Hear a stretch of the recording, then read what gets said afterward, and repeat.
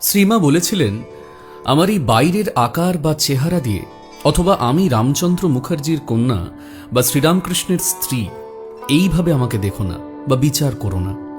আমার চেহারা বা আকার ভুলে গিয়ে আমার উপর ধ্যান করো। আমি সেই অতীন্দ্রিয় সত্তা যেখান থেকে সমস্ত জগৎ প্রকাশিত হচ্ছে। আমি কেবল তোমার মা বাবাই নই, আমি তোমার ঠাকুমাও।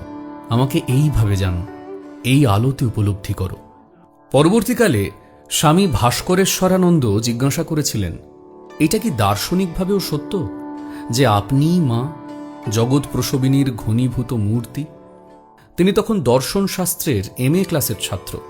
স্বভাবতই তাঁর মনে এই চিন্তা উঠেছিল। এই বিষয়ে শ্রীমা অত্যন্ত জোরের সঙ্গে বলে উঠেছিলেন যে হ্যাঁ, তিনিই সেই পরম তত্ত্বের আদি শক্তি। অর্থাৎ আমাদের শ্রীমা সাধারণ নারী নন, তিনি সেই আদ্যাশক্তি, পরমা প্রকৃতির মূর্ত বিগ্রহ।